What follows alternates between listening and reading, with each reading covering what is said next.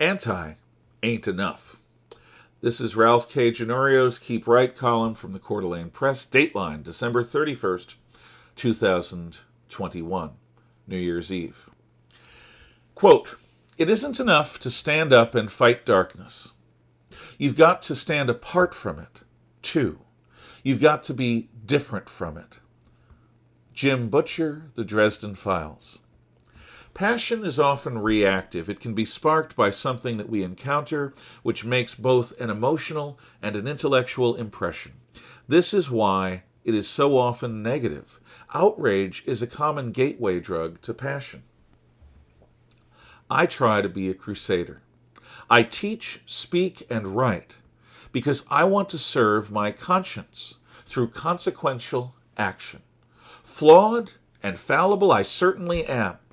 Yet I take joy in stepping into the arena to champion what I believe. I'm not alone.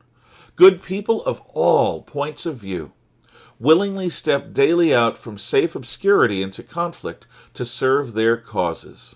One of the very best aspects of our republic is that so many of us make fighting to save America's soul our personal business. We advocates of right, left, and center, and none of the above, are excellent barometers for determining what is going wrong in our society. We notice subtleties that only active combatants perceive, while others see us as reacting to phantoms. We know that our effectiveness depends upon honest perceptions. This means that people like myself who elect to fight the proverbial good fight are quick to sound the alarm against threats to our ideals. We instinctively counterpunch against what we deem dangerous. In our own way, each of us is ever on watch against the darkness. But, as the axiom says, the abyss gazes back. Those who are too consumed by the fight against monsters can themselves become monsters. How many conservative Christians betray the mercy of this faith in their zeal to purge sin? How many progressive enemies of racism see nothing but the race of those around them? How many advocates of freedom eagerly censor or cancel those with whom they disagree? As we approach an Anno Domini MMXXII, that's 2022 in Roman numerals, which seems more fraught with menace than at any time since the Cuban Missile Crisis, we must remember that it is not sufficient to fight evil. We must aspire at all times to be our best selves.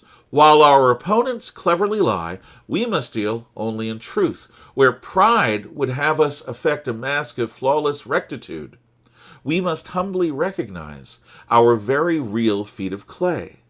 When we are most tempted to cut corners and cheat, then we must be scrupulously honest. As those with whom we contend employ subtle stratagems of manipulation, we must rely on the intrinsic value of our ideas. We must trust the common sense of our fellow citizens. We must believe in freedom. Our vanity will tell us that we must win at all costs, or all will be lost. We must respond by doing our very best, and then trusting in Providence for the result. Victory is nothing without integrity. We must genuinely aspire to be worthy stewards of our noblest ideas. Above all, we must love what is good more than we hate what is evil.